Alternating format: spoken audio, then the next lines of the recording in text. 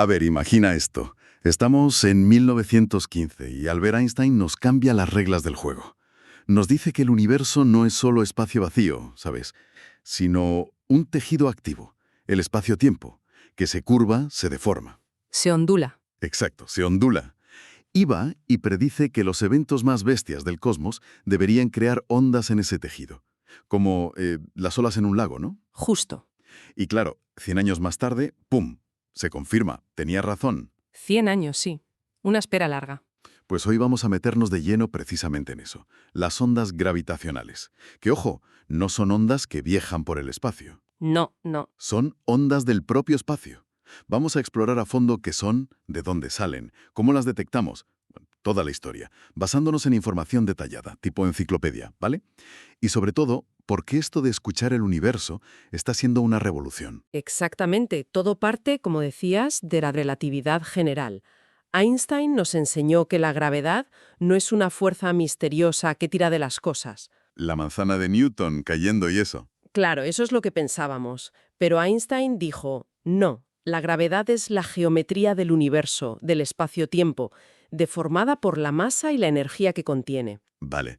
Y una consecuencia directa es que si tienes objetos muy masivos acelerando de forma no simétrica, piensa por ejemplo en dos agujeros negros ahí bailando en espiral, Una danza cósmica, ¿sí? pues perturban esa geometría, generan esas ondulaciones que se propagan, las ondas gravitacionales, y viajan, como has dicho, a la velocidad de la luz, transportando energía e información sobre su origen violento. Vale. A ver si lo pillo bien. La masa le dice al espacio-tiempo cómo curvarse. Y esa curvatura le dice a la masa cómo moverse. Si esas masas se mueven de forma, bueno, no redonda, no, como dos estrellas orbitando muy cerca, O dos agujeros negros, sí, que no sea una esfera perfecta expandiéndose o contrayéndose. crean esas perturbaciones, esas ondas. Y esto, claro, choca con Newton, que decía que la gravedad era instantánea. Aquí no. Nada de instantáneo. Cualquier cambio en la gravedad tarda en propagarse. Y lo hace a la velocidad máxima posible. La de la luz, c. Exacto. Por eso la analogía de la piedra en el estanque funciona hasta cierto punto. Lanzas la piedra, el evento cósmico, y las ondas se expanden. Solo que el estanque es el universo de 4 dimensiones. Uf, 4 dimensiones. Ahí ya me pierdo un poco, pero bueno. Es una buena imagen para empezar, sí. Pero fíjate, lo curioso es que al principio esto generó, bueno, muchas dudas. Incluso el propio Einstein no las tenía todas consigo. ¿En serio? El padre de la criatura dudaba. Pues sí. Hubo un tiempo en que pensó que quizás eran solo una rareza matemática de sus ecuaciones, no algo físico real. Tuvo debates intensos, por ejemplo, con Nathan Rosen, Vaya. y hubo que aclarar qué tipo de ondas eran reales.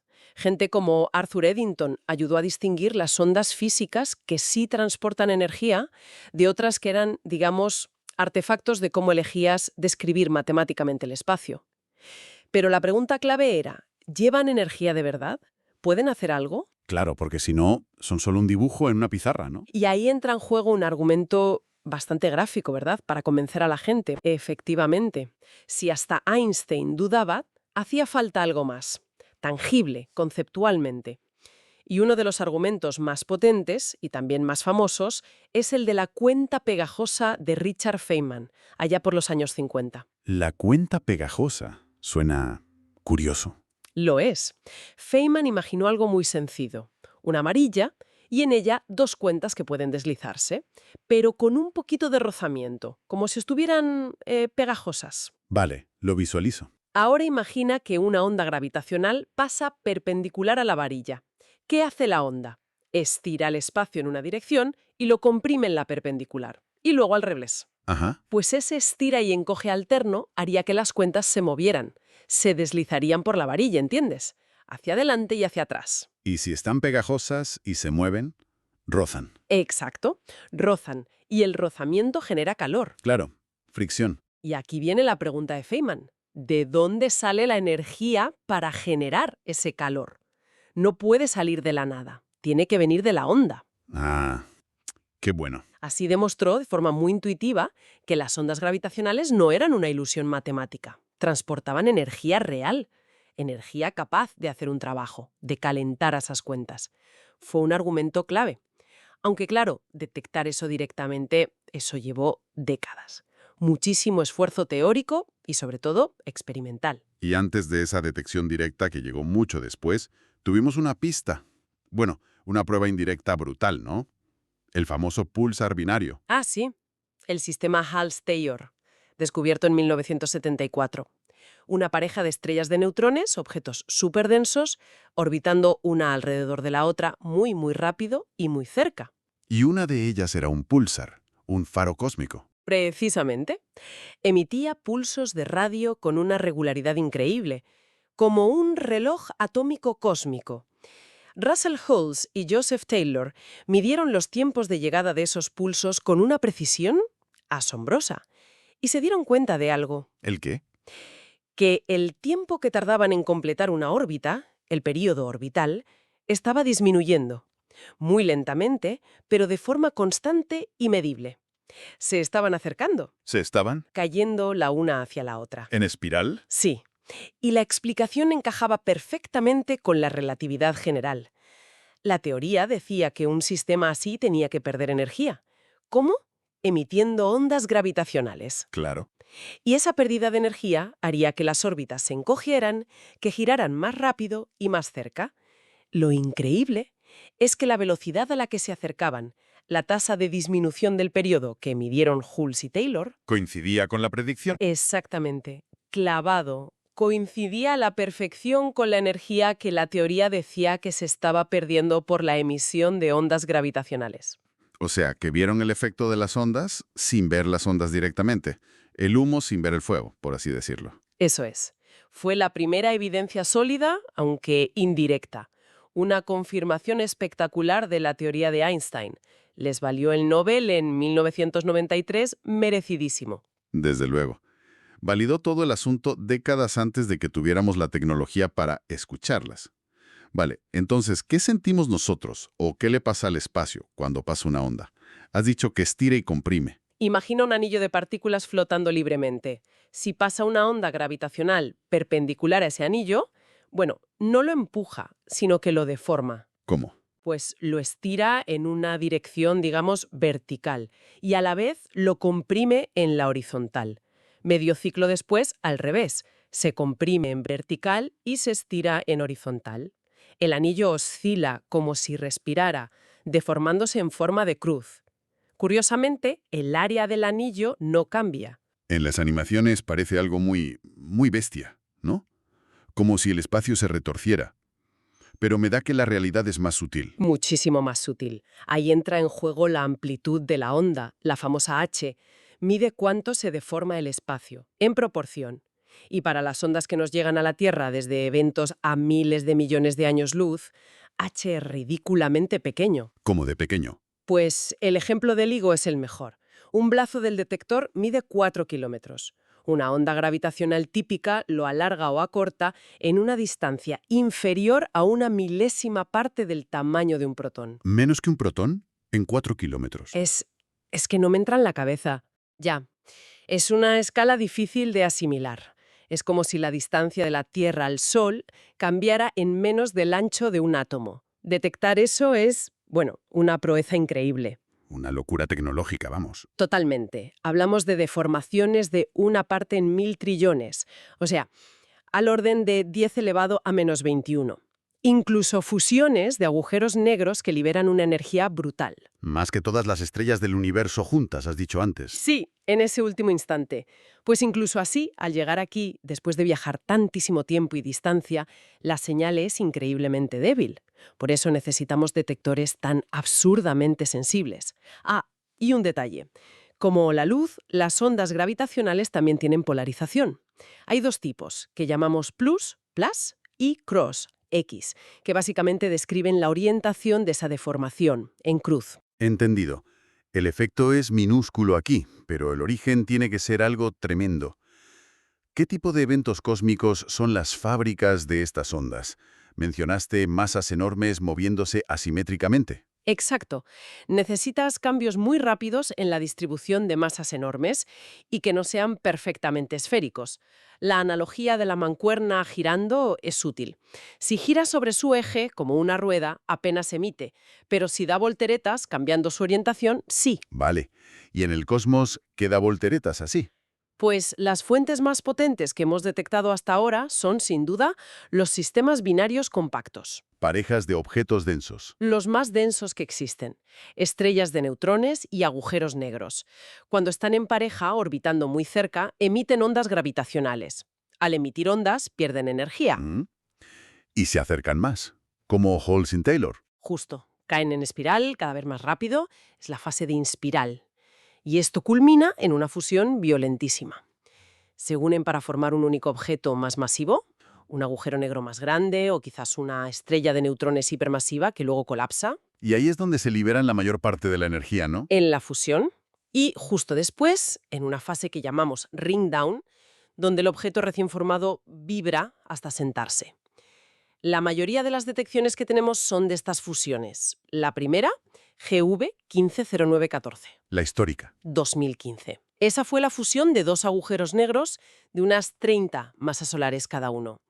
La energía que soltaron como ondas gravitacionales en el último instante fue, bueno, lo que decíamos, más de 50 veces la potencia lumínica de todas las estrellas del universo observable.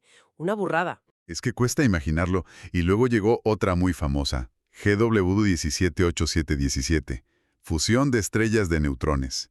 Esa fue especial por otra cosa, ¿verdad? Importantísima, porque fue la primera vez que hicimos astronomía multimensajero de verdad, ¿Multimensajero? que recibimos información del mismo evento a través de distintos mensajeros cósmicos.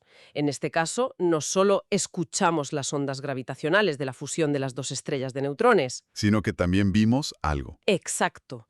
Casi a la vez, ¡pum!, los telescopios detectaron un fogonazo de rayos gamma. Y luego, en los días siguientes, un resplandor de luz visible e infrarroja, lo que llamamos una kilonova. ¡Wow! Pudimos ver y oír el evento a la vez. Exacto. Ondas gravitacionales y luz juntas. Eso nos dio una imagen completísima. Vimos dónde ocurrió, cómo se formaron elementos pesados como el oro o el platino en esa explosión. Fue un antes y un después. Increíble. Y aparte de estas fusiones, hay otras fuentes. Se cree que sí, aunque son más difíciles de detectar. Por ejemplo, las supernovas, las explosiones de estrellas masivas al final de su vida. Si la explosión no es perfectamente simétrica, debería emitir ondas gravitacionales. Vale. Y también estrellas de neutrones aisladas que giran muy rápido sobre sí mismas. Si no son perfectamente esféricas, si tienen alguna pequeña montaña en la superficie, hablamos de deformaciones de centímetros. Esa simetría al girar también generaría ondas, aunque muy débiles. Volviendo a las binarias, a esa fase de inspiral. ¿La señal de las ondas tiene alguna característica que las delate? Algo que nos diga, aquí se están fusionando dos agujeros negros. Sí, y es muy clara. Es el famoso chirp, el gorjeo. Chirp. Sí. A medida que los dos objetos se acercan en espiral, orbitan cada vez más rápido. Y cuanto más rápido orbitan, mayor es la frecuencia de las ondas gravitacionales que emiten. Y también aumenta la amplitud, la intensidad de la onda. O sea que la nota de la onda sube de tono. Exacto. Justo antes de la fusión, la frecuencia sube de forma rapidísima, muy dramática. Si convirtiéramos la señal de la onda gravitacional en sonido, oiríamos un silbido que sube de tono muy deprisa. ¡Wii, wii! Ese patrón de frecuencia y amplitud crecientes es una firma inconfundible. Como una huella dactilar sonora del evento. Justo eso. Nos dice que estamos viendo una fusión de objetos compactos. Fascinante. ¿Y se buscan otros tipos de ondas? ¿Quizás más exóticas o antiguas? Desde luego. Una de las búsquedas más emocionantes es la de las ondas gravitacionales primordiales. Primordiales. ¿Del principio del universo? Exacto. La teoría sugiere que podrían haberse generado en los primerísimos instantes después del Big Bang, quizás durante la propia explosión inicial o en una fase aún más temprana que llamamos inflación cósmica, cuando el universo se expandió de forma exponencial. Detectar eso sería viajar en el tiempo, ¿no? Sería lo más parecido. Nos darían una foto directa del universo cuando tenía apenas una fracción infinitesimal de segundo de vida. ¿Porque serían tan especiales? ¿Qué ventaja tienen sobre la luz? La clave es que la luz no pudo viajar libremente hasta mucho después, unos 380.000 años tras el Big Bang. Antes el universo era una sopa caliente y opaca de partículas. El plasma primordial. Eso es. Pero las ondas gravitacionales interactúan poquísimo con la materia. Podrían haber viajado desde el mismísimo principio sin ser absorbidas ni dispersadas. Llevarían información intacta de esa época tan temprana y extrema. Serían como fósiles del nacimiento del cosmos. ¿Y cómo se buscan? No podemos poner un LIGO en el Big Bang. No, claro. Una forma es buscar su huella indirecta en la luz más antigua que sí podemos ver, el fondo cósmico de microondas. Se buscan unos patrones muy específicos en la polarización de esa luz, llamados modos B, que podrían haber sido impresos por esas ondas gravitacionales primordiales al estirar y comprimir el espacio en aquella época.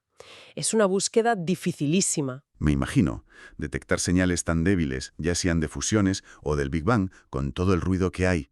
Es buscar una aguja en un pajar cósmico, ¿no? ¿Cómo se hace? Es exactamente eso, un desafío tecnológico brutal.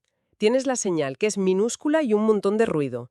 Vibraciones del suelo, cambios de temperatura en los espejos, el viento, un camión que pasa cerca. De todo. De todo. El método estrella hasta ahora para las ondas de frecuencias más altas, digamos, de decenas a miles de vibraciones por segundo, son los interferómetros láser gigantes en Tierra. Los más famosos, LIGO en Estados Unidos, que tiene 2 detectores gemelos. ¿Por qué 2? Ahora te cuento. Luego está Virgo en Italia y Kagra en Japón, que es subterráneo para reducir ruido. Vale, ¿y cómo funcionan? ¿Cuál es el truco para esa sensibilidad tan loca? Pues se basan en una idea antigua, el interferómetro de Michelson, pero llevada al extremo. Imagina, divides un rayo láser muy estable en 2. Ajá. En LIGO y Virgo son de 3 y 4 kilómetros. Y dentro hay un vacío casi perfecto, para que nada moleste a la luz. Brazos enormes. Enormes. Al final de cada tubo, un espejo súper pulido refleja la luz de vuelta. Los dos haces regresan y se vuelven a juntar donde se separaron. Y ahí se comparan. Exacto.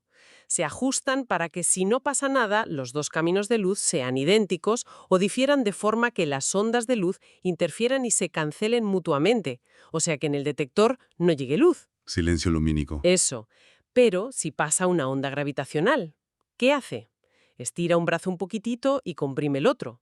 Una cantidad ínfima, ¿recuerdas? Menos que un protón. Sí, la escala imposible. Pues esa diferencia minúscula en la longitud de los brazos hace que los caminos de la luz ya no sean exactamente iguales. Al recombinarse, ya no se cancelan perfectamente. Llega un poquito de luz al detector. Una fluctuación minúscula, pero medible. Y esa fluctuación es la señal. Esa es la señal. La interferencia de la luz es increíblemente sensible a esas diferencias de distancia. Impresionante. ¿Y por qué varios detectores, como LIGO y Virgo, repartidos por el mundo? Mencionaste los 2 LIGO. Ah, sí. Fundamental por 2 motivos. Primero, la confirmación. Si ves una señal sospechosa en un detector, podría ser ruido local. Pero si ves una señal casi idéntica, casi al mismo tiempo, en otro detector a miles de kilómetros, Es mucho más probable que sea real. que venga del espacio. Exacto. Te da una confianza enorme. Y segundo, la localización. Como con nuestros oídos. Sabemos de dónde viene un sonido por la pequeña diferencia de tiempo con que llega a cada oído. Claro. Pues igual con las ondas gravitacionales. Midiendo las diferencias minúsculas en el tiempo de llegada de la onda a cada detector, LIGO Hanford, LIGO Livingston, Virgo, Kagra, podemos triangular su origen en el cielo. Cuantos más detectores participen, mejor apuntamos. Y eso es crucial para que otros telescopios puedan buscar si hay alguna señal de luz asociada a ese evento. Entendido. Pero estos monstruos terrestres no son la única forma de cazar ondas. Hablaste antes de los púlsares para otro tipo de ondas, ¿no? Efectivamente, para ondas gravitacionales de frecuencia muchísimo más baja. Hablamos de ondas con periodos de años, incluso décadas. Estas son imposibles de detectar desde Tierra por todo el ruido sísmico a esas escalas de tiempo tan largas. ¿Y qué hacemos entonces? Usamos la galaxia entera como detector, con las redes de temporización de pulsares, las PTAs, Pulsar Timing Arrays. Suena complejo. La idea es brillante. Hay proyectos como Nanograph en Norteamérica, EPTA en Europa, PPTA en Australia. Lo que hacen es monitorizar con muchísima precisión decenas de pulsares de milisegundos. Los relojes cósmicos súper precisos. Esos mismos. Giran cientos de veces por segundo, emitiendo haces de radio como faros. Su regularidad es comparable a la de los mejores relojes atómicos que tenemos. Vale. ¿Y cómo nos ayudan con las ondas gravitacionales? Imagina que una onda gravitacional de muy baja frecuencia, quizá de dos agujeros negros supermasivos orbitando lentamente en el centro de una galaxia lejana, atraviesa nuestra Vía Láctea. Esa onda estira y comprime sutilmente el espacio entre nosotros y esos pulsares distantes. Ajá. Eso hace que los pulsos de radio que nos llegan de los púlsares tarden un poquito más o un poquito menos en llegar de lo esperado. Una variación minúscula, casi imperceptible para un solo pulsar. Entonces, ¿cómo sabes que es una onda gravitacional y no otra cosa? Ahí está la clave. No miras un solo pulsar, miras muchos. Y buscas un patrón muy específico de correlación entre las variaciones de los tiempos de llegada de todos ellos. ¿Correlación? ¿Sí? Piensa en boyas flotando en el mar. Si pasa una ola muy larga, no todas suben y bajan a la vez ni igual. Depende de dónde estén unas respecto a otras y de la dirección de la ola. Pues con los púlsares es parecido. La teoría predice exactamente cómo deberían estar correlacionadas las variaciones en los tiempos de llegada entre pares de púlsares, dependiendo de los separados que estén en el cielo. Es un patrón muy concreto. ¿Una firma específica de las ondas gravitacionales? Exacto. Esa firma se llama la curva de Helings-Downs. Encontrar esa correlación específica en los datos de muchos púlsares después de años y años de observación es la prueba definitiva de que estás detectando un fondo de ondas gravitacionales. Y sobre esto hubo noticias gordas hace poco, ¿verdad? Sí, un notición en 2023. Varias colaboraciones de PTAs, Nanograph, EPTA, PPTA anunciaron juntas, después de más de 15 años de tomar datos, que habían detectado esa correlación de Helings-Downs con mucha confianza. Lo consiguieron. Lo consiguieron. Hemos detectado un fondo estocástico de ondas gravitacionales de baja frecuencia. Es como un murmullo constante que llena el universo. Un ruido de fondo cósmico. Un rumor gravitacional, sí. Probablemente es la suma de las señales de innumerables parejas de agujeros negros supermasivos. Hablamos de millones o miles de millones de veces la masa del Sol, que están orbitando y fusionándose lentamente en los centros de galaxias por todo el universo y a lo largo de toda la historia cósmica. Es un descubrimiento brutal. ¡Qué pasada! ¿Y se planea ir al espacio para buscar más ondas? Lejos del ruido terrestre. Sí, es el siguiente gran horizonte, sobre todo para frecuencias intermedias, entre las que ven LIGO-Virgo y las que ven las PTAs. La misión estrella es LISA, Laser Interferometer Space Antenna. LISA. Sí, un proyecto liderado por la Agencia Espacial Europea, ESA, con ayuda de la NASA. La idea es lanzar 3 naves espaciales que formarán un triángulo equilátero gigante en órbita alrededor del Sol. Un interferómetro en el espacio. Exacto, pero con brazos de millones de kilómetros. ¿Millones? Sí, al estar en el espacio, lejos del ruido de la Tierra, y con esos brazos inmensos, LISA será sensible a ondas gravitacionales de frecuencias mucho más bajas que LIGO. Podrá detectar, por ejemplo, las fusiones de agujeros negros supermasivos con mucho detalle, o parejas de enanas blancas en nuestra propia galaxia que estén a punto de fusionarse, e incluso podría tener una oportunidad de pillar esas esquivas ondas primordiales. O sea que necesitamos de todo. Detectores en tierra, los púlsares y detectores en el espacio. Totalmente. Cada método abre una ventana a una parte distinta del espectro de ondas gravitacionales y a diferentes tipos de fuentes cósmicas. Juntos nos darán una visión mucho más completa de este universo gravitacional. Está claro que estamos asistiendo al nacimiento de una nueva forma de hacer astronomía, ¿no? Es una revolución. Sin ninguna duda. Es un cambio de paradigma. Es como cuando Galileo apuntó por primera vez un telescopio al cielo, o cuando empezamos a captar ondas de radio o rayos X. Cada vez que abrimos una nueva ventana para observar el universo, hemos descubierto cosas que ni imaginábamos y hemos cambiado nuestra forma de entenderlo todo. Y las ondas gravitacionales son una ventana muy especial. Radicalmente distinta, porque no vemos la luz que emiten los objetos, sino que escuchamos las vibraciones del propio tejido del espacio-tiempo. Es un sentido nuevo para el cosmos. ¿Y qué tiene de especial este nuevo sentido? ¿Qué nos permite hacer que antes no podíamos? Fundamentalmente, 2 cosas que la luz no puede hacer tan bien. Primero, detectar lo invisible. ¿Los agujeros negros? Por definición, no emiten luz, pero al moverse, al fusionarse, generan ondas gravitacionales potentísimas. Son su forma de gritar su presencia en el universo. Así podemos estudiarlos directamente. Vale, vemos lo invisible. ¿Y lo segundo? Que viajan sin obstáculos. La luz, por ejemplo, puede ser bloqueada o dispersada por nubes de polvo y gas. No podemos ver el centro de nuestra propia galaxia en luz visible por eso. Pero las ondas gravitacionales atraviesan la materia como si nada. Como fantasmas. Casi interactúan muy, muy débilmente.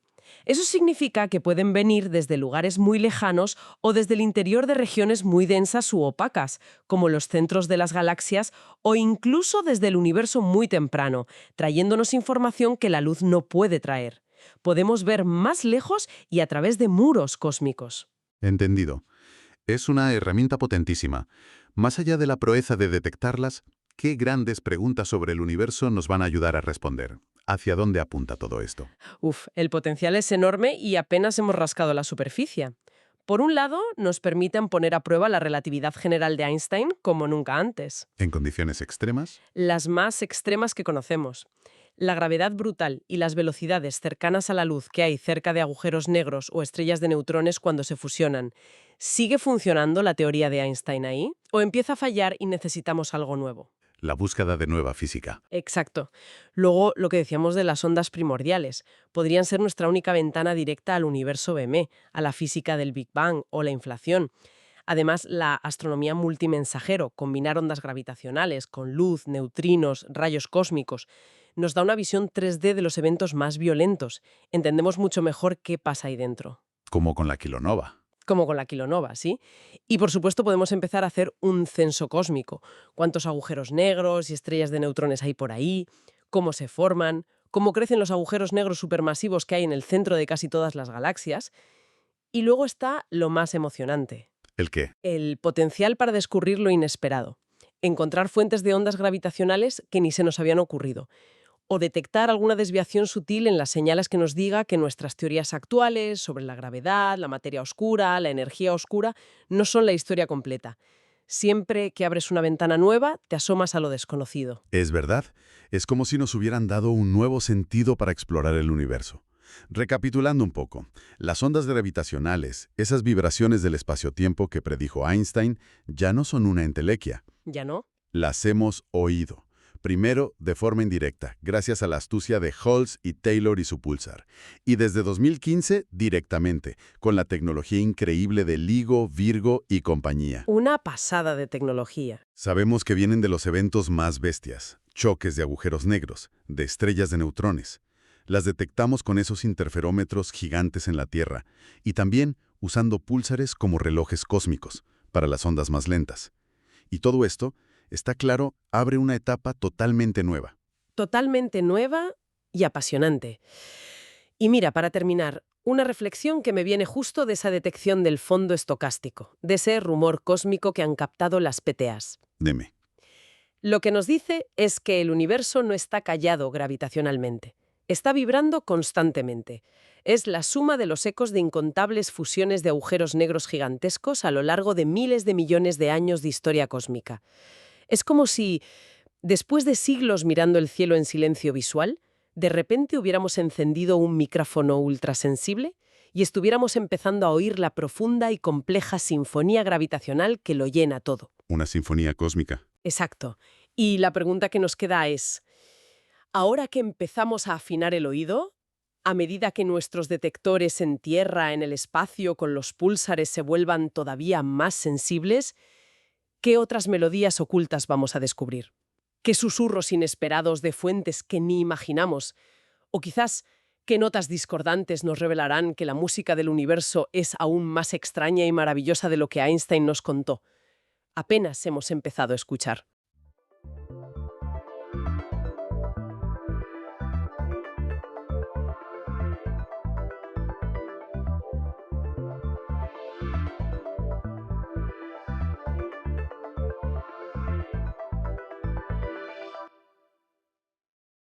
Bienvenidos a esta exploración detallada de un lugar que, bueno, todos queremos conocer, las Cataratas del Niágara. Hoy vamos un poco más allá de la postal, ¿no? Sí, hola.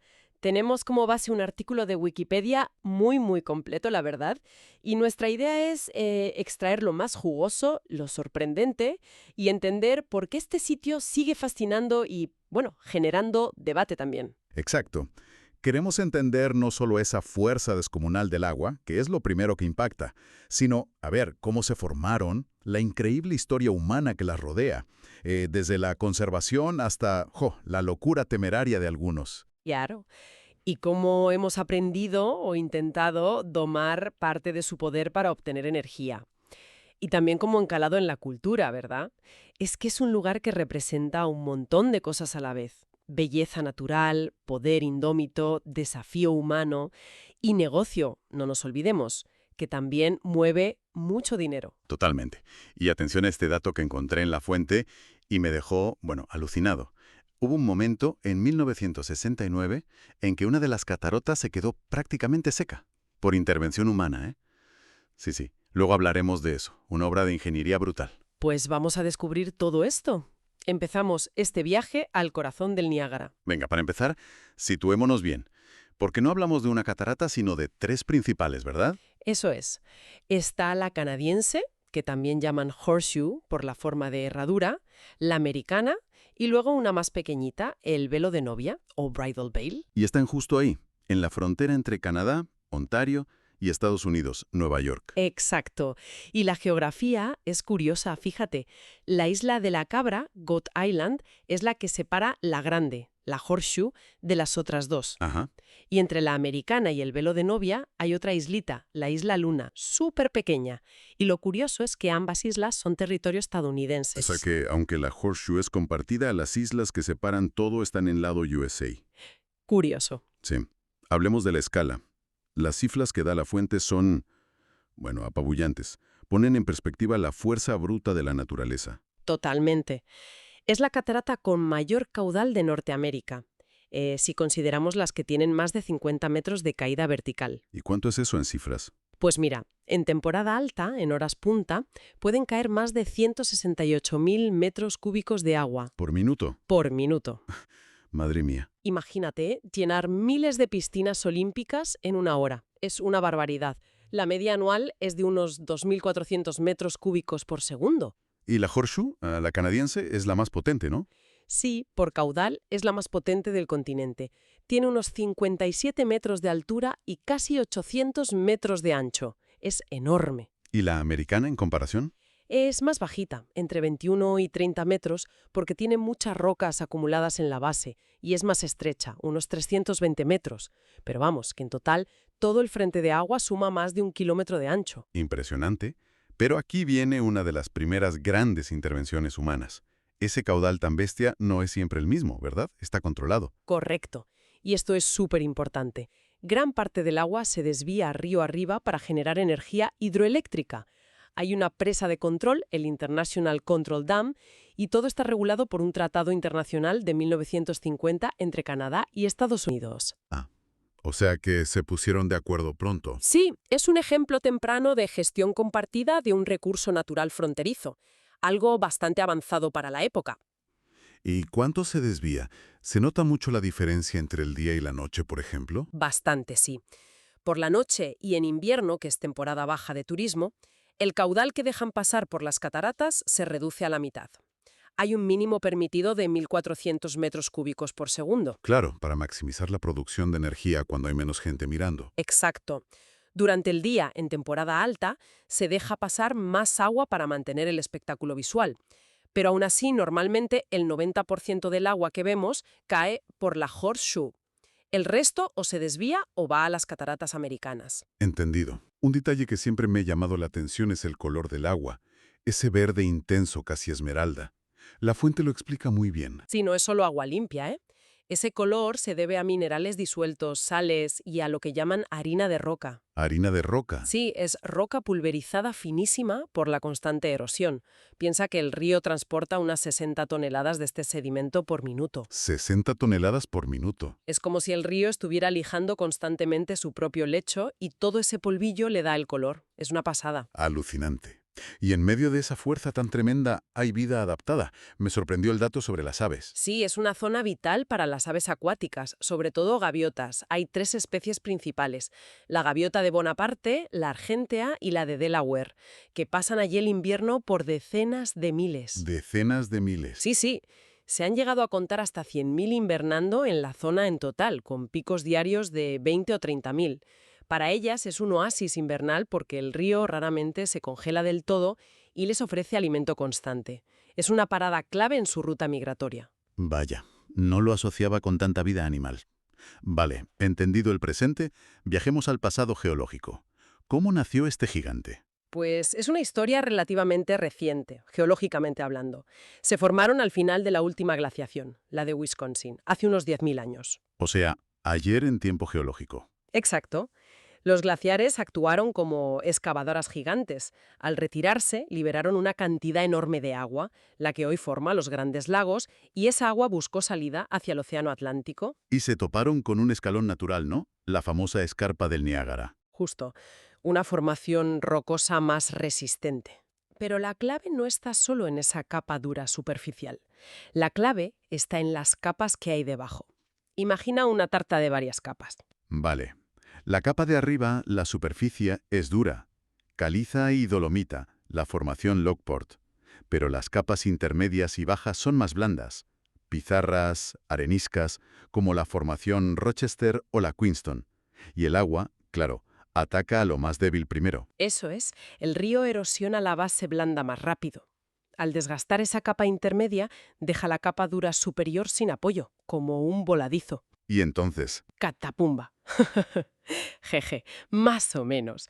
Eventualmente, ese voladizo de roca dura se rompe por su propio peso y colapsa en grandes bloques que caen a la base. Este proceso, repetido durante miles de años, es lo que ha hecho que las cataratas vayan comiéndose la roca y retrocedan lentamente hacia el sur, hacia el lago Erie. ¿y cuánto han retrocedido en total? Pues unos 11 kilómetros en los últimos 11.000 años, más o menos. Desde su punto de origen, cerca de lo que hoy es Queenston o Lewiston. Eso es casi 1 metro por año de media histórica. Sí, la media histórica era bastante alta. También su forma ha cambiado, ¿eh? La horseshoe empezó siendo un arco más pequeño, luego pasó a forma de ranura y ahora tiene esta forma de V invertida tan característica. La isla de la Cabra ha ido dividiendo el flujo. ¿Y siguen retrocediendo a ese ritmo tan rápido? ¿Desaparecerán algún día? No, el ritmo actual es mucho más lento. Ahora se calcula en unos 30 centímetros al año, más o menos. Ah, vale. ¿Y por qué se ha frenado tanto? Pues en gran parte por nosotros. Por un lado, la desviación de una parte importante del agua para generar energía hidroeléctrica reduce la fuerza erosiva, y por otro se han hecho obras de ingeniería para reforzar ciertas zonas y estabilizar el borde. O sea que hemos metido mano para ralentizar el proceso natural. Totalmente. A este ritmo reducido, tardarían unos 50.000 años en erosionar los 32 kilómetros que quedan hasta el lago Erie. En ese momento dejarían de ser una catarata vertical como la conocemos. Así que sí, tienen fecha de caducidad geológica, pero digamos que la hemos pospuesto bastante. Es fascinante esa interacción entre el proceso natural y la acción humana. Hablemos ahora de eso, de la historia humana, de cómo descubrimos las cataratas y nos hemos relacionado con ellas. Bueno, descubrimos entre comillas, claro. Los pueblos indígenas las conocían desde siempre y eran un lugar sagrado. El primer europeo que parece haber oído hablar de ellas fue Samuel de Champlain, el explorador francés, a principios del siglo XVII. Pero ¿quién las puso en el mapa para los europeos? Pues parece que fue un misionero belga, Louis Hennepin. Las visitó y las describió en detalle en un libro en 1677. Sus relatos, aunque exageraban un poco las dimensiones, fueron los que realmente las dieron a conocer en Europa. Hay menciones anteriores de otros misioneros jesuitas, pero la de Hennepin fue la más difundida. Y a partir de ahí, imagino, empezó la fascinación y el turismo. Sí, sobre todo en el siglo XIX. Se pusieron de moda como destino especialmente para lunas de miel. Los primeros lunamieleros registrados fueron Theodosia Burr, la hija del vicepresidente de UEU, y su marido en 1801. ¿Anda? Y las visitaron personajes ilustres, el hermano de Napoleón, exploradores árticos, abolicionistas como Frederick Douglass, que quedó impresionado por su terrible presencia, decía. Y mencionabas antes un lado más oscuro, relacionado con la esclavitud. Sí, es una parte muy importante y compleja. Niágara fue un punto clave en el ferrocarril subterráneo, la red clandestina que ayudaba a los esclavos a escapar de US hacia la libertad en Canadá. Claro, estaban justo en la frontera. Exacto. Cruzar el río Niágara era uno de los últimos pasos hacia la libertad. Hay historias tremendas de valor y persecución. Incluso hubo incidentes con cazadores de esclavos intentando capturar fugitivos ya en suelo canadiense. Hay un centro de interpretación allí, el Niagara Falls Underground Railroad Heritage Center, que recuerda toda esta historia. Qué importante recordarlo. ¿Y cuándo empezamos a capturarlas en imágenes, más allá de los dibujos y las pinturas que seguro que hubo? Pues la fotografía más antigua que se conserva es de alrededor de 1840, un daguerrotipo, de esas primeras fotos en plancha de metal. Uf, con lo que tardaban en exponerse. Imagínate, debió ser un desafío tremendo intentar capturar esa masa de agua en movimiento con esa tecnología tan lenta. Se ve una figura humana en la foto, quizás el propio fotógrafo, Hugh Pattinson. Pero ese primer boom turístico industrial también trajo problemas, ¿no? La fuente habla de un movimiento para liberar Niágara. Suena curioso. Sí, así es. Hacia la década de 1870 la cosa se empezó a desmadrar un poco. La zona alrededor de las cataratas se llenó de fábricas que aprovechaban la energía hidráulica de forma un poco caótica, de tenderetes turísticos de baja calidad, vallas y accesos privados donde te cobraban por verlas. Vamos, que el entorno natural se estaba degradando. Muchísimo. Y entonces surgió un movimiento, el Free Niagara, impulsado por gente muy influyente, artistas como Frederick Edwin Church, paisajistas como Frederick Law Olmsted, el que diseñó Central Park en Nueva York, y arquitectos como H. Richardson. ¿Y qué pedían? Pues pedían que el Estado, tanto en Nueva York como en Ontario, comprara los terrenos alrededor de las cataratas, demoliera las estructuras más feas y creara parques públicos. El objetivo era preservar la belleza natural del entorno y garantizar el acceso gratuito para todo el mundo. Querían devolverle la dignidad al lugar. Y lo consiguieron por lo que veo hoy. Es el origen de los parques actuales, ¿no? Exacto. Fue un hito en la historia de la conservación. En 1885, casi simultáneamente, se creó la Niagara Reservation en Nueva York, que fue el primer parque estatal de ese estado, y el Queen Victoria Niagara Falls Park, en Ontario. Y con la filosofía de Olmsted de intervenir lo mínimo. Sí, su plan de restauración buscaba conservar el paisaje natural, eliminar las añadiduras artificiales y facilitar que la gente pudiera disfrutar de las vistas de forma respetuosa. Poco después, ya a principios del siglo XX, llegaron los primeros acuerdos internacionales para limitar la cantidad de agua que se podía desviar para la industria, buscando un primer equilibrio entre el uso económico y la preservación de la belleza escénica. Un equilibrio que sigue siendo delicado hoy. Y llegamos a ese momento impactante de 1969, cuando secaron la catarata americana. Cuéntanos, ¿por qué se hizo algo tan drástico? Fue una operación de ingeniería espectacular y la verdad bastante audaz. Construyeron una presa temporal, una ataguía, hecha de tierra y roca, río arriba de las cataratas americanas. Consiguieron desviar todo el caudal del río Niágara, que normalmente iba por ese lado hacia la catarata Horseshoe, la canadiense. O sea que la americana y el velo de novia se quedaron secas durante meses. Exactamente, durante varios meses. Desde junio hasta noviembre de 1969. El lecho rocoso quedó completamente expuesto. ¿Y para qué? ¿Qué buscaban? El objetivo principal era estudiar a fondo el lecho rocoso. Querían entender mejor cómo avanzaba la erosión, identificar fallas o zonas inestables que pudieran provocar grandes desprendimientos en el futuro, y ver si se podían hacer obras de ingeniería para frenar ese retroceso o al menos estabilizar el borde de la catarata. ¿Y encontraron algo interesante? Sí, hicieron muchos estudios geológicos. También aprovecharon para retirar algunos bloques de roca sueltos que consideraban peligrosos. Y encontraron 2 cuerpos, por cierto, de personas que se habían tirado o caído anteriormente. Vaya. Y se planteó cambiar su aspecto de forma permanente. Sí, hubo un debate importante sobre qué hacer con la enorme acumulación de rocas caídas que hay al pie de la catarata americana, lo que se llama el talud. Algunos proponían retirarlo, para que la caída de agua fuera más vertical y limpia, más parecida a la Horseshoe. ¿Y por qué no se hizo? Pues principalmente por el coste enorme que suponía, y también porque muchos argumentaron que esa acumulación de rocas era, de hecho, parte del proceso natural de erosión y retroceso de la catarata. Así que al final se decidió dejarlo como estaba. Una vez terminados los estudios, dinamitaron la presa temporal y el agua volvió a fluir por el lado americano. Fue un experimento único y muy documentado. Increíble. Y esa tensión entre conservar y desarrollar sigue hoy, ¿no? Sin duda. Sobre todo se nota en el lado canadiense, donde el desarrollo hotelero y comercial es muy intenso y está muy cerca del borde de las cataratas. Siempre está el debate sobre hasta qué punto se puede construir sin alterar la experiencia, las vistas o incluso el microclima local. Hay estudios contradictorios sobre si los edificios altos aumentan los días de niebla, por ejemplo. Es un equilibrio complicado. Pasemos ahora a un capítulo más, más peculiar, quizá. El de los desafíos humanos, a veces rozando la locura. Los saltos, los barriles, los funambulistas. Uf, sí, es una parte inseparable de la leyenda y la mística del Niágara. Parece que el lugar llama a la gente a probar sus límites. El primero famoso fue un tal Sam Patch de Yankee Lipster, que en 1829 saltó desde una torre alta construida para la ocasión, cayó al río cerca de la base y sobrevivió. El pistoletazo de salida, digamos. Sí, aunque también hubo tragedias pronto, como la del capitán Matthew Webb, el primer hombre que cruzó el Canal de la Mancha Nago, que murió ahogado intentando nadar por los rápidos del Niágara en 1883. Pero la era dorada de las proezas fue la de los barriles, a principios del siglo XX. Y la pionera fue una mujer, ¿verdad? Annie Edson Taylor. Menuda historia. Increíble, sí.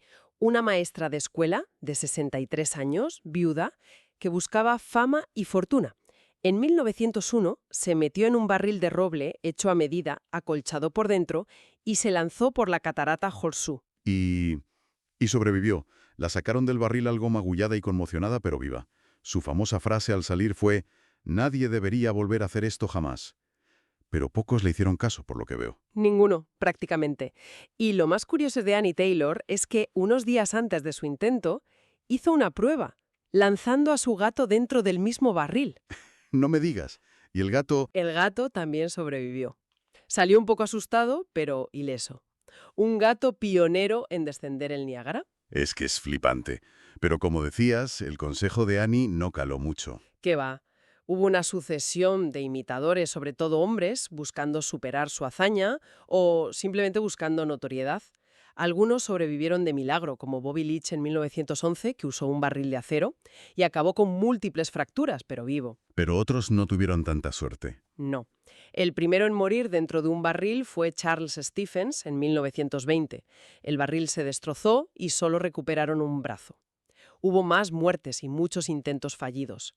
Algunos usaron artilugios de lo más variado, como Jean Lussier, que en 1928 sobrevivió dentro de una gran bola de goma de casi 2 metros de diámetro. Una bola de goma.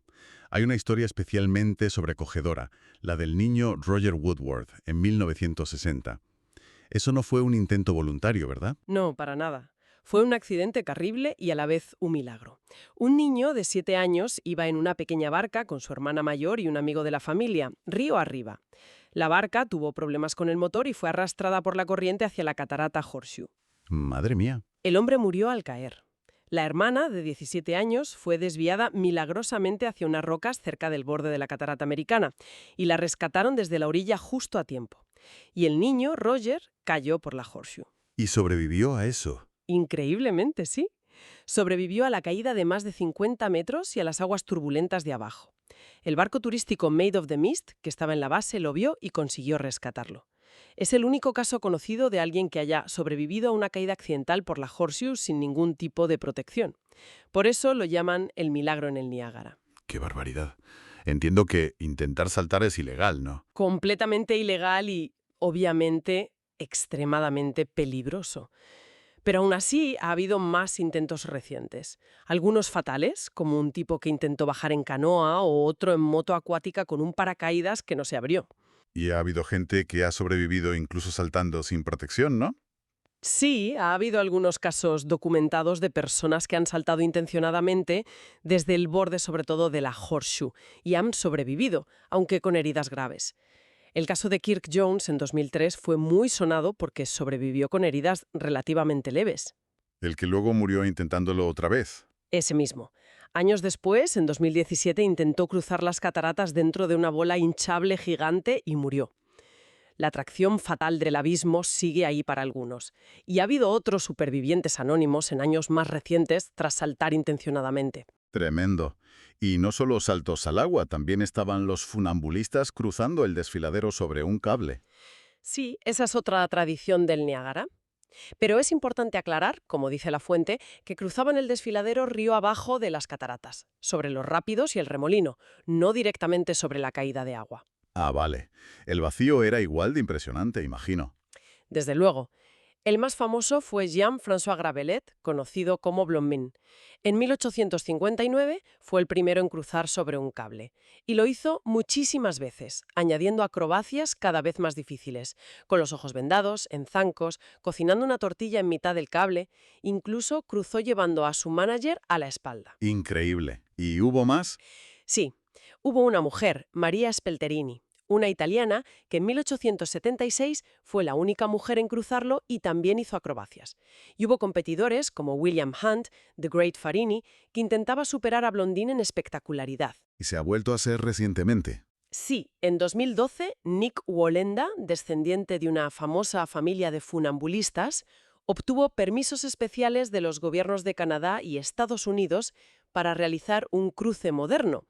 Fue sobre un cable tensado mucho más cerca del borde de la catarata Horseshoe que los cruces históricos.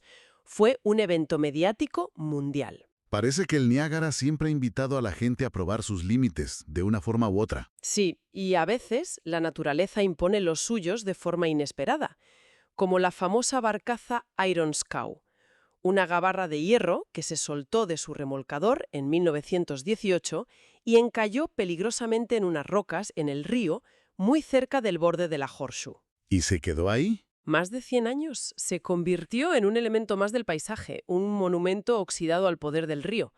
Todo el mundo pensaba que se quedaría allí para siempre, pero en 2019, durante una fuerte tormenta, se movió. Se desplazó unos 50 metros río abajo y giró, aunque sigue encallada. Fue un recordatorio de que el río sigue mandando. ¡Qué curioso! Un dato que me dejó también alucinado de la fuente, y que comentabas antes por encima, dicen que el 90% de los peces que caen por las cataratas sobreviven. ¿Eso es posible? Parece increíble, ¿verdad? Pero según citan expertos fluviales locales, como un tal Wes Hill, descendiente de una familia de rescatadores del Niágara, la mayoría sobreviven. ¿Y cómo? Pues parece que su cuerpo flexible, la falta de huesos rígidos como los nuestros y la enorme masa de agua y aire que cae con ellos amortiguan mucho el golpe al llegar abajo. Están mejor adaptados que nosotros para esa caída brutal. Hablemos de la energía hidroeléctrica, que es la otra gran historia humana del Niágara. Sin duda. El potencial energético era obvio desde el principio. Ya en el siglo XVIII hubo pequeños usos con canales para mover molinos o aserraderos, pero el gran salto llegó a finales del siglo XIX con las primeras centrales hidroeléctricas a gran escala. Ahí hubo pioneros importantes, ¿no? Sí, hubo figuras clave como Jakob Shelkoff, que en 1881 construyó una de las primeras centrales hidroeléctricas importantes que usaba corriente continua para alimentar molinos locales y el alumbrado del pueblo. Pero el proyecto que realmente cambió todo fue el de la Adams Power Plant, impulsado por Edward Dean Adams y su Cataract Company. Y aquí es donde entra en juego la tecnología, la famosa guerra de las corrientes, entre Edison, que defendía la corriente continua, DC, y Westinghouse y Tesla, que apostaban por la corriente alterna, AC. Exacto. Niágara fue el campo de pruebas decisivo a nivel mundial. Se formó una comisión internacional para decidir qué sistema usar, y al final se optó por la corriente alterna de Westinghouse. ¿Por qué? Principalmente porque la corriente alterna permitía transmitir la electricidad a largas distancias de manera mucho más eficiente que la continua. Esto era crucial para poder llevar la energía generada en Niágara hasta la ciudad industrial de Buffalo a unos 30 kilómetros. Claro. En 1895 se activó el sistema, y fue un hito que demostró la viabilidad del AC para la electrificación a gran escala. Cambió el mundo, literalmente. Y detrás de la financiación estaban los grandes nombres de la época. J.P. Morgan, los Astor, los Vanderbilt. Vaya, la élite económica apostando fuerte. Y la escala de la explotación de la energía creció enormemente a partir de ahí, imagino. Sí, a ambos lados de la frontera. Surgieron varias compañías privadas canadienses también para aprovechar el potencial. En Ontario, el gobierno acabó nacionalizando la transmisión de energía en 1906 para asegurar un suministro más barato y controlado públicamente. Y en Estados Unidos hubo un evento importante a mediados del siglo XX, ¿no? Un desastre. Sí, en 1956 hubo un enorme corrimiento de tierras que destruyó parcialmente la mayor central hidroeléctrica que había entonces en el lado estadounidense, la Schwelkop. Esto llevó a una reorganización. El gobierno federal aprobó la Ley de Reurbanización del Niágara en 1957, que otorgó los derechos exclusivos para desarrollar la energía hidroeléctrica del lado estadounidense a la New York Power Authority, NYPA, una entidad pública. Y ellos construyeron la central actual. Exacto. La NYPA construyó la gigantesca central Robert Moses, que se inauguró en 1961. En su momento, fue la instalación hidroeléctrica más grande del mundo occidental. Y hoy sigue siendo la mayor productora de electricidad del estado de Nueva York, con una capacidad de unos 2.4 gigavatios. ¿Y cómo funciona ese sistema hoy en día? ¿De dónde sacan el agua? Porque no la cogen de la propia catarata, ¿no? No, claro. Sería muy ineficiente y además estropearía la vista. Lo que hacen es desviar una parte enorme del caudal del río Niágara mucho antes de que llegue a las cataratas. ¿Cuánto desvían? Pues entre el 50% y el 75% del flujo total del río, dependiendo de la hora y la época del año. Es muchísimo. Sí, ese agua se desvía a través de 4 túneles gigantescos excavados bajo la ciudad de Niagara Falls que la llevan hasta las centrales hidroeléctricas situadas más abajo, ya pasado el desfiladero. Y ahí mueve las turbinas, exacto. El agua pasa por las turbinas generando electricidad y luego se devuelve al río Niágara más abajo de las cataratas. Además, tienen un sistema muy ingenioso en Lewiston, cerca de la central Moses, un embalse superior y un sistema de bombeo reversible.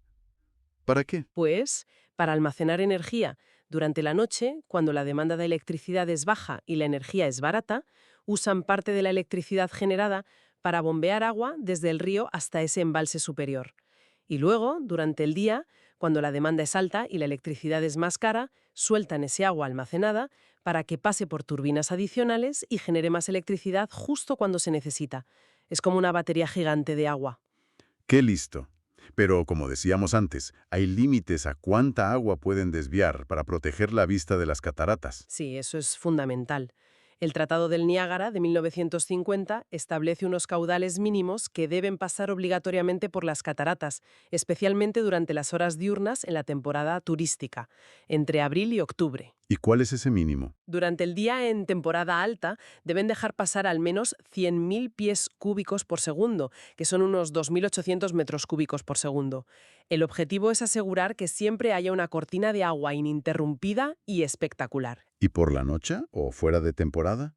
El mínimo baja a 50.000 pies cúbicos por segundo, unos 1.400 metros cúbicos. Todo esto lo supervisa un organismo binacional, el International Niagara Board of Control, para asegurar que se cumple el tratado.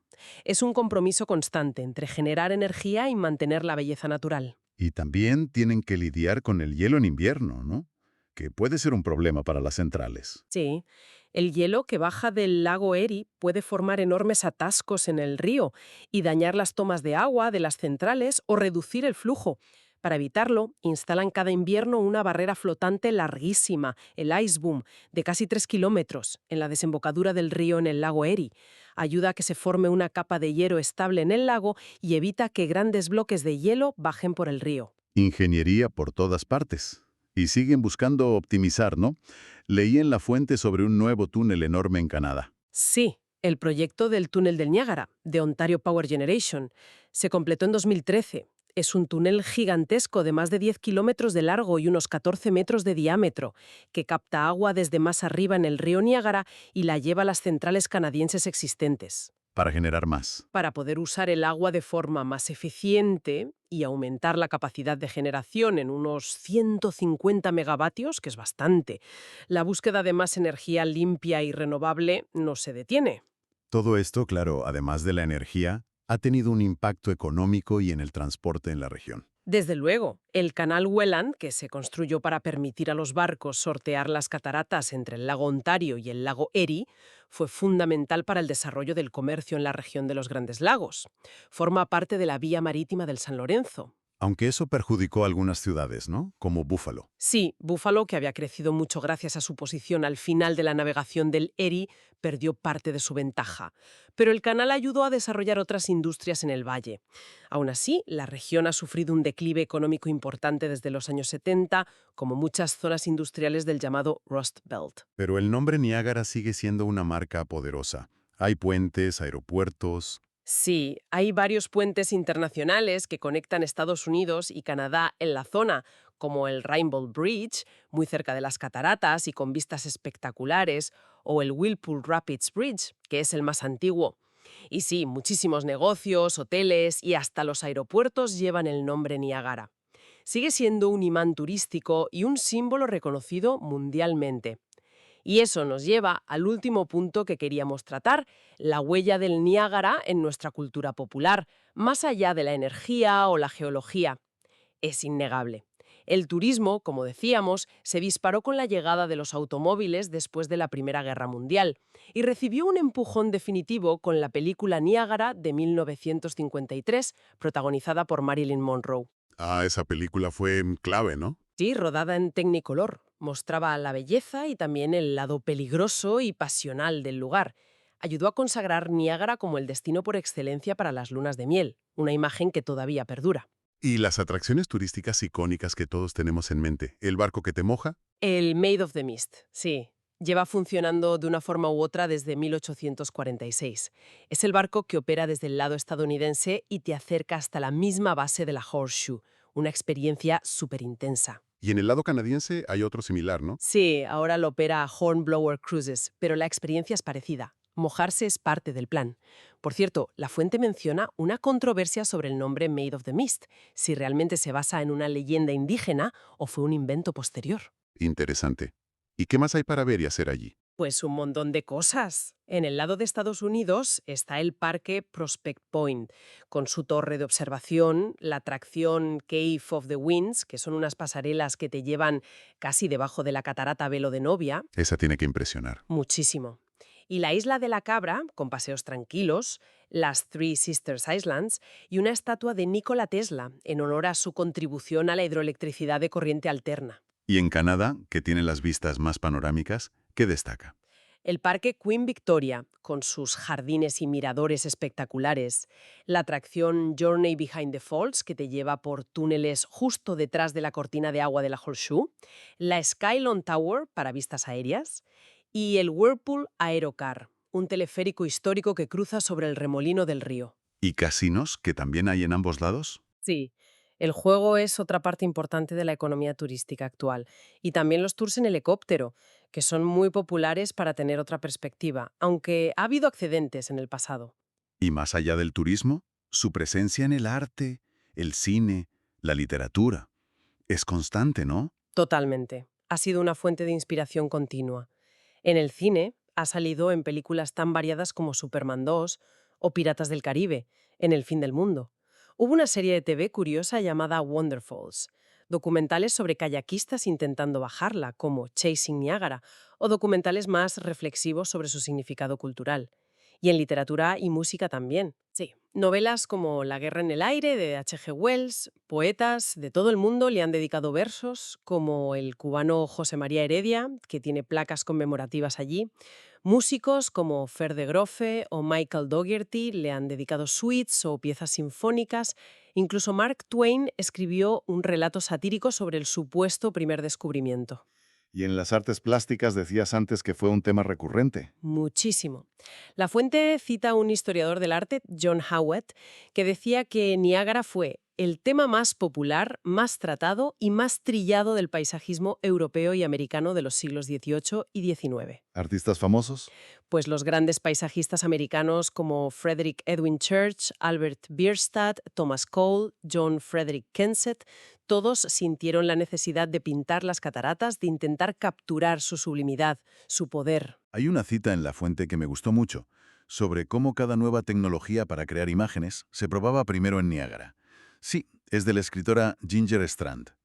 Dice algo así como: cada vez que había un avance en la creación de imágenes, la gente corría a las cataratas para probarlo, desde los grabados, la fotografía, el cine, el IMAX. Exacto. Es como si necesitáramos constantemente nuevas herramientas, nuevas miradas, para intentar abarcar la magnitud de este lugar. Siempre ha sido un desafío para la representación. Bueno, hemos recorrido un montón de terreno. Hemos visto la fuerza natural, la geología milenaria, la historia humana de fascinación, pero también de explotación, de desafío, de conservación. ¿Con qué nos quedamos de todo esto? ¿Cuál es la esencia del Niágara? Uf, es complejo. Para mí, Niágara es como un espejo gigante donde vemos reflejada nuestra propia relación con la naturaleza, que es siempre ambivalente, ¿no? ¿En qué sentido? Pues que es un lugar donde la admiración más profunda, el sentimiento de lo sublime, convive directamente con el deseo humano de controlar, de aprovechar ese poder para la energía, para el comercio, e incluso con el impulso casi irracional de desafiarlo, de medirnos con él, como los temerarios. Claro, todas esas capas están ahí a la vez. Exacto. La ingeniería para desviar el agua, los parques para preservar la belleza, las leyes para regular su uso, incluso las historias de los funambulistas y los barriles. Todo habla de ese intento constante de negociar nuestro lugar frente a una fuerza natural que en el fondo nos supera. Es un diálogo continuo. Y pensando a futuro, con esa erosión que sigue ahí, aunque la hayamos frenado, y con nuestra intervención tan presente en el paisaje, en el caudal, ¿seguirá siendo natural el Niágara dentro de, no sé, 500 años? ¿O es ya quizá un paisaje profundamente co-creado entre la naturaleza y nosotros? Esa es una pregunta buenísima, ¿eh? Quizá esa sea la gran reflexión que nos deja este lugar icónico hoy en día. ¿Qué parte de lo que vemos y experimentamos allí podemos considerar todavía verdaderamente natural? ¿Y importa esa distinción? Ahí queda eso. Una reflexión para seguir explorando la próxima vez que veamos una foto o pensemos en las cataratas del Niágara.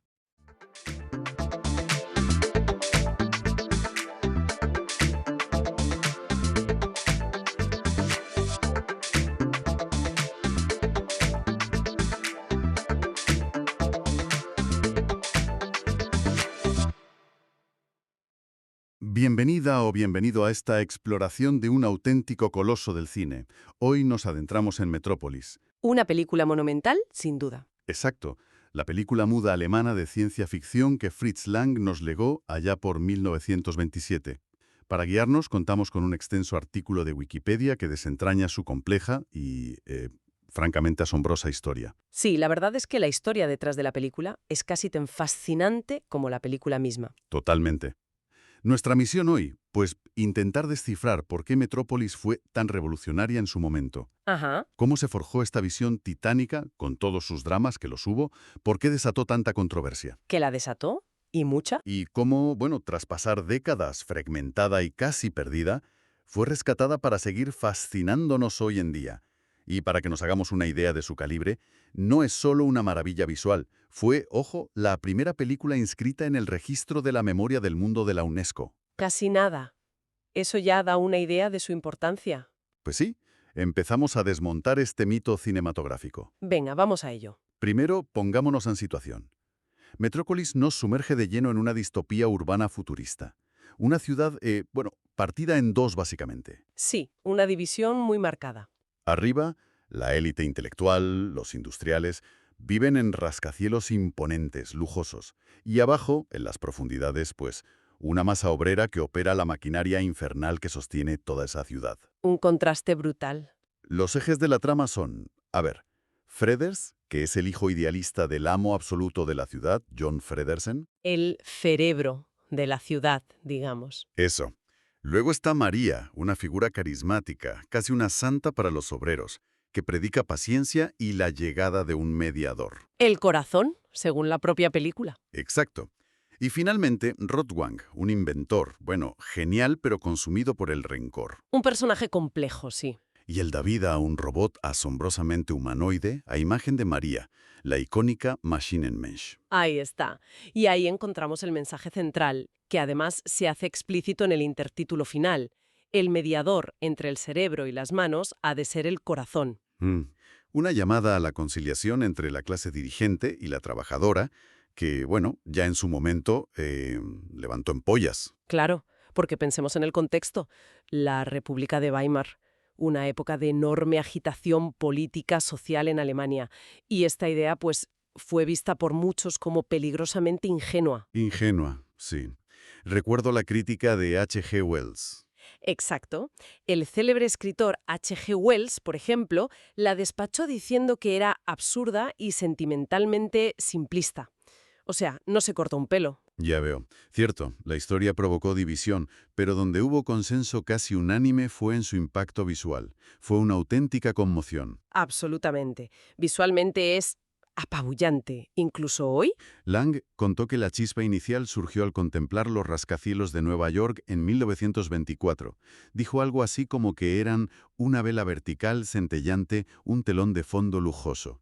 Esa imagen se le quedó grabada. Se entiende perfectamente. Debió ser impactante. Y esa visión se materializó en una estética deslumbrante y ecléctica.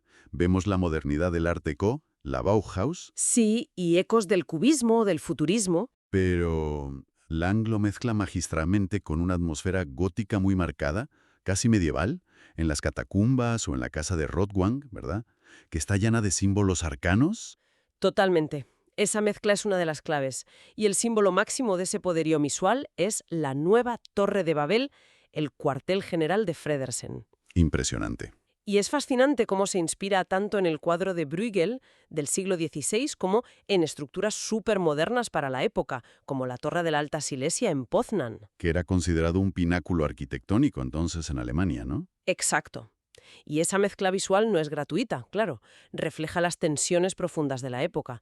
La película es como, bueno, un crisol donde hierven los grandes temas del momento. ¿Como cuáles, por ejemplo? Pues mira, la industrialización desbocada, el miedo a la tecnología deshumanizadora, la producción en masa tipo Ford, la lucha de clases exacerbada. Uf, temas potentes. Y todo esto en el caldo de cultivo que fue la República de Weimar, un periodo de enorme creatividad, pero también de inestabilidad extrema, con debates encendidos sobre el modelo americano, el comunismo, el fascismo que empezaba a asomar. Entiendo. Y sobre todo ello, Lang y von Harbu superponen una capa de simbolismo bíblico muy potente.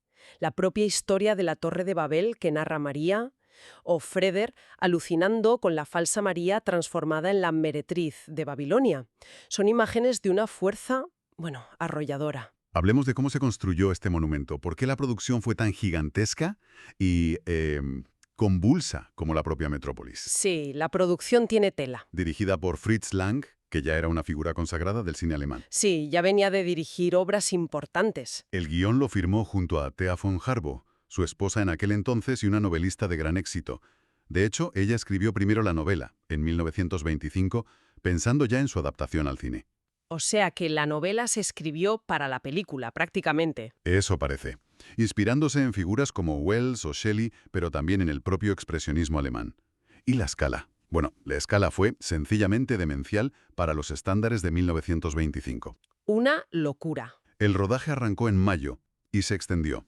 17 meses. 17 meses. Fueron 310 días y 60 noches de filmación casi continua, una auténtica maratón que culminó en octubre de 1926. ¿Y el coste?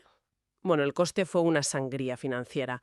El presupuesto inicial ya era enorme, 1,5 millones de Reichsmarks, la moneda de la época. Ya era mucho dinero. Pero es que se disparó hasta los 5,3 millones. Para hacernos una idea, hoy serían pues más de 20 millones de euros. Una barbaridad. Este descalabro provocó el despido del productor original, el mítico Erich Pommer, y dejó a la productora UFA, el gigante del cine alemán, al borde de la quiebra. Casi nada. Y esto es crucial entenderlo porque la desesperación financiera de UFA la obligó a firmar un acuerdo, leonino, con los estudios americanos Paramount y MGM. Crearon una distribuidora conjunta llamada Parufamet. Ah, Parufamet. Exacto. Y este acuerdo incluía un préstamo de 4 millones de dólares, que salvó a UFA, sí, pero que también dio a los socios americanos un poder contractual decisivo sobre el montaje final de Metrópolis fuera de Alemania. Y eso tuvo consecuencias. Me imagino. Y si el dinero fue un problema, las condiciones de rodaje. Tela, también, ¿no? Lang era conocido por ser un director implacable. Uf, sí. Un perfeccionista obsesivo, dicen. Llevó al límite al equipo y a los actores. La famosa escena de la inundación de la ciudad obrera es un ejemplo brutal. Tremendo. Brigitte Helm, la actriz que hacía el doble papel de María y el robot, junto a unos 500 niños reclutados de los barrios más humildes de Berlín. 500 niños. Sí, pasaron 2 semanas rodando en una piscina con agua que Lange insistía en mantener fría. Fría a propósito. Sí, para lograr mayor dramatismo. ¡Qué fuerte!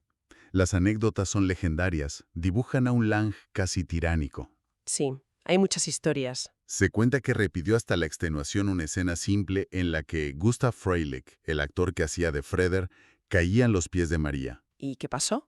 pues que lo dejó literalmente incapaz de moverse tras 2 días de repeticiones. ¡Madre mía! O el uso de fuego real en la escena de la quema del robot, donde al parecer el vestido ignífugo de Brigitte Helm llegó a prenderse. No me digas. Ella misma recordaría años más tarde la tensión increíble y contó que llegó a desmayarse dentro del traje del robot por falta de oxígeno durante la escena de la transformación. Pobre mujer. Debió ser una tortura. Es interesante, sin embargo, el contraste con la versión que dio Thea von Harbu en su momento. ¿A qué dijo ella? Ella describió el set como un lugar casi idílico para los niños extras, con comidas calientes y juguetes, alabando su profesionalidad. ¡Qué curioso! Una visión, bueno, quizá idealizada o quién sabe. Choca bastante con otros testimonios. Desde luego. Pero más allá del drama humano, técnicamente fue una obra que abrió caminos. ¿Podrías explicarnos un poco qué la hizo tan revolucionaria en ese aspecto? Absolutamente. Aquí brilla el genio de Eugen Schuftan, el responsable de los efectos visuales. Usó maquetas increíblemente detalladas de la ciudad futurista, Impresionante, sí. combinadas con técnicas súper innovadoras para la época. Por ejemplo, montó la cámara sobre un columpio para lograr travelings aéreos fluidos, algo inaudito. Ah, mira qué ingenioso. Pero su gran aportación fue el llamado proceso Schuftan. A ver si lo explico bien. Utilizaba espejos colocados en ángulo frente a la cámara. Ajá. Parte del espejo reflejaba una maqueta o un dibujo, mientras que otra parte era transparente y permitía filmar a los actores reales a través de ella. O sea, que combinaba imagen real y maqueta en el mismo plano. Exacto. Creaba la ilusión perfecta de que los actores estaban dentro de escenarios gigantescos, cuando en realidad interactuaban con miniaturas. Fue tan efectivo que directores como Hitchcock lo usaron después. Una pasada. Y luego está, claro, la Maschine Mensch, el robot. El icono de la película, sí. Ese diseño es obra del escultor Walter Schulze Mittendorf. ¿Cómo lo hizo? Pues el proceso fue totalmente artesanal. Primero, hizo un molde completo de yeso del cuerpo de Brigitte Helm. De cuerpo entero. Sí. Luego, construyó el traje pieza a pieza sobre ese molde. El golpe de suerte, digamos, fue encontrar un material llamado madera plástica. Madera plástica. ¿Qué es eso? Era una especie de compuesto de madera y pegamento que era maleable, pero que una vez tratado daba una apariencia metálica muy convincente. Ah, vale. Esto permitió que el traje pareciera pesado y metálico, pero conservara cierta flexibilidad. Aunque, como mencionaste antes, para Helm fue una tortura llevarlo. Sufría cortes y contusiones por la rigidez. Fue una proeza de artesanía y de inventiva. Increíble. Con semejante despliegue técnico y artístico, llegó el estreno mundial en Berlín el 10 de enero de 1927. ¿Cómo fue recibida esta obra tan esperada? Pues la recepción fue complicada. Bastante mixta. ¿Ah, sí? Sí. Por un lado, hay crónicas que hablan de aplausos espontáneos del público ante las escenas más espectaculares, las visiones de la ciudad, la transformación del robot. El impacto visual era innegable. Normal. Pero por otro lado, la crítica se dividió mucho. Muchos la encontraron demasiado larga. La versión original duraba 153 minutos. Uf, larga sí.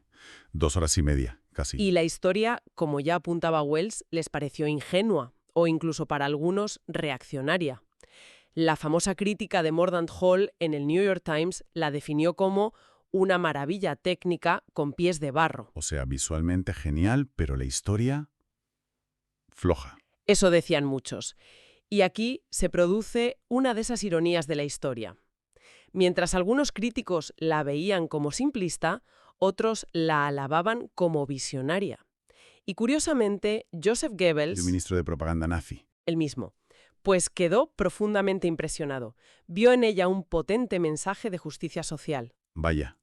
El propio Lang contó años después que Hitler, tras ver la película junto a Goebbels, le dijo que Metrópolis demostraba que Lang era el hombre indicado para hacer las películas del partido nazi. ¿Qué me dices?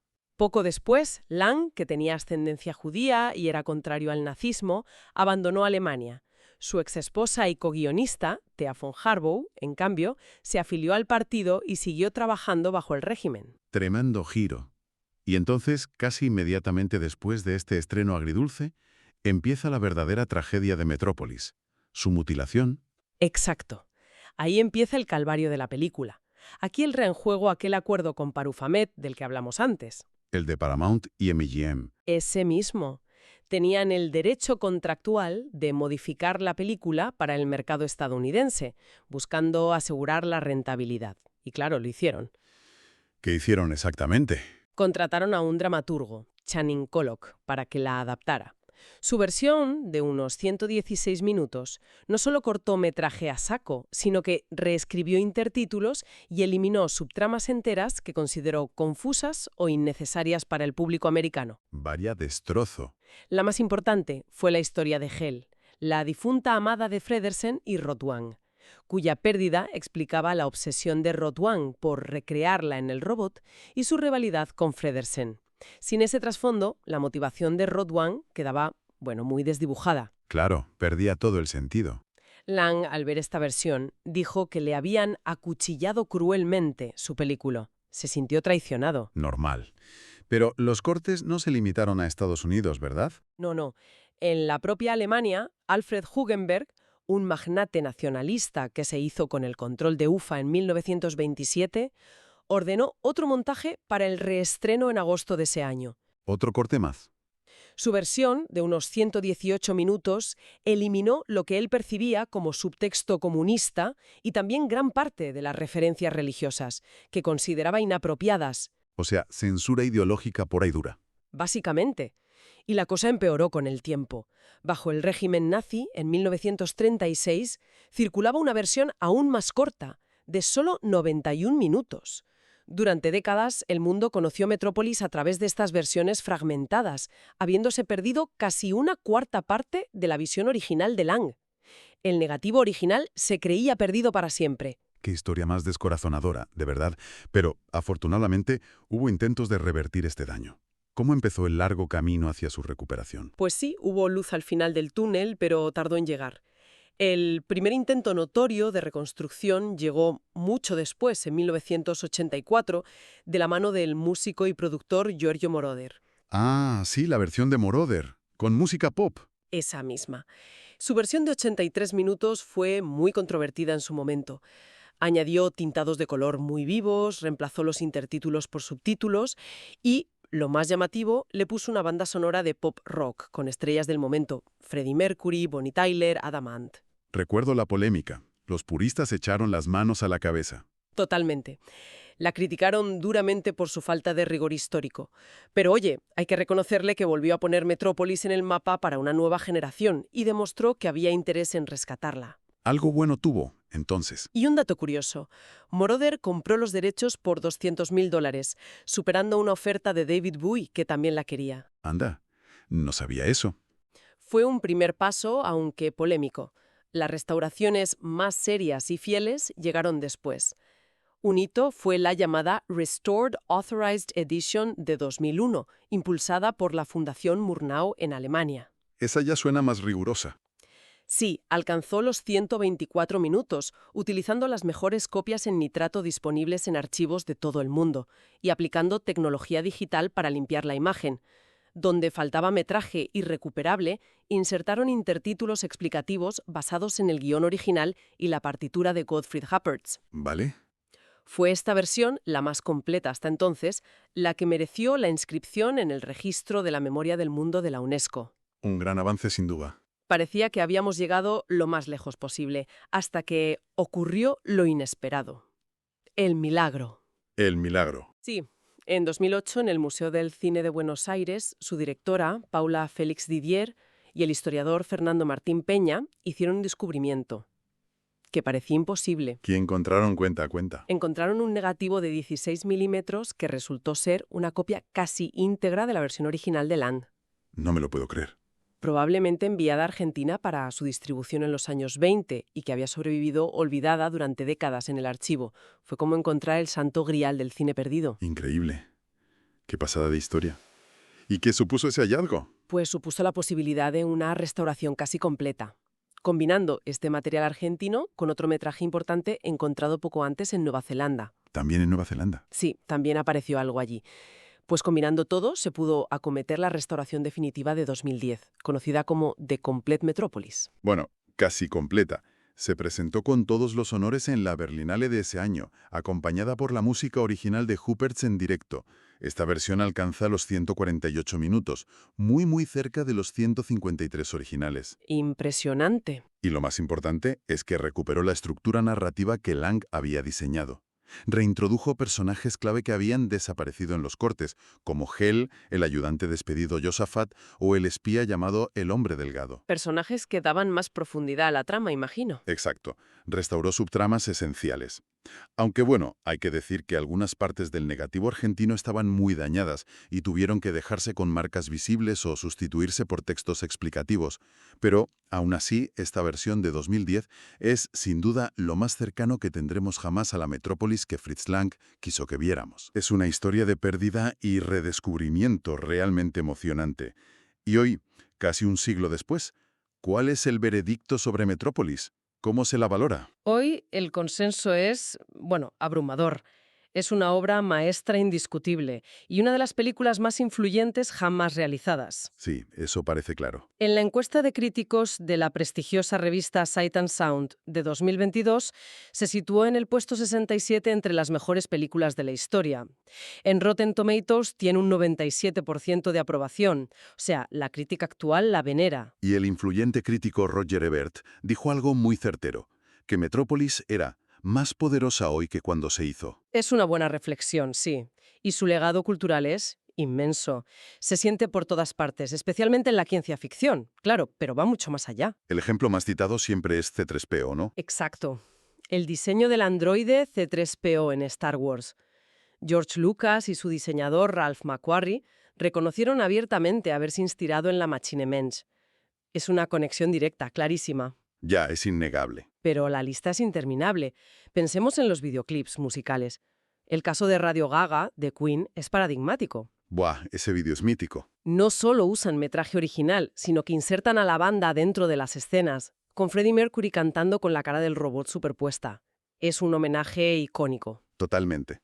Pero hay ecos clarísimos en Express Yourself de Madonna, en vídeos de Whitney Houston, Queen of the Night. Lady Gaga es una gran deudora de su estética, Beyoncé la ha referenciado. La lista sigue y sigue. Es una fuente de inspiración visual constante. Y en la música en sí también, ¿no has dicho? Del heavy metal también. Curioso, géneros muy distintos. La artista Janelle Monáe ha construido toda una saga de álbumes conceptuales inspirados directamente en la película. Los brasileños Sepultura titularon un álbum con la frase clave: "The mediator between head and hands must be the heart". Incluso System of a Down puso escenas en su vídeo Sugar. Su imaginería resuena en todas partes. Es increíble la transversalidad de su influencia. Y no se detiene en la música. Ha inspirado cómics, Sí, como una novela gráfica de Superman ambientada en este universo. videojuegos como Layers of Fear 2 le rinden tributo. Ha habido adaptaciones teatrales como un musical en Londres en 1989. Y no podemos olvidar el famoso manga y la película de anime Metrópolis del maestro Osamu Tezuka. Aunque él mismo matizó que se inspiró más bien en una única foto publicitaria que vio de la película, no tanto en la trama. Exacto. Fue más la inspiración visual inicial. Incluso hubo un intento reciente de Sam Esmail, el creador de Mr. Robot, de hacer una serie de televisión, aunque el proyecto finalmente se canceló. Una pena, podría haber sido interesante. Sí, y un apunte final curioso sobre su estatus legal. Mientras que en Estados Unidos, Metropolis entró en el dominio público el 1 de enero de 2023. Ah, ¿ya es de dominio público allí? Sí, después de idas y venidas legales. Pero en la Unión Europea la situación es distinta. Aquí seguirá protegida por derechos de autor hasta finales de 2046. ¿Tanto? Sí, porque se cuentan 70 años desde la muerte de Fritz Lang, que falleció en 1976. Así que aún quedan unos añitos. Un dato interesante. Así que, bueno, hemos trazado el viaje épico de Metrópolis. Una visión grandiosa nacida de una producción caótica, una recepción inicial polarizada, décadas de existencia fragmentada y finalmente su resurrección como el ícono que es hoy. Un viaje increíble, la verdad. Y ese mensaje central, el del corazón mediador entre cerebro y manos, sigue ahí, ¿no? Provocándonos. Exacto. Y nos deja pensando, casi 100 años después, en esta era de inteligencia artificial, de automatización, de brechas sociales que no parecen cerrarse, ¿cómo resuenan hoy las preguntas que lanzaba Metrópolis? Preguntas sobre el poder de la tecnología, la división de clases, la posibilidad de entendimiento, siguen vigentes, ¿verdad? Totalmente. Tal vez la propia odisea de la película, su recepción cambiante, su casi desaparición física y su laboriosa y apasionada restauración nos enseña algo fundamental sobre cómo valoramos, interpretamos y, sobre todo, cómo luchamos por preservar nuestro legado cultural a través del tiempo. Una reflexión muy potente para terminar. Es una invitación, creo yo, a seguir explorando las profundidades de este gigante cinematográfico y a pensar en sus ecos en nuestro propio presente.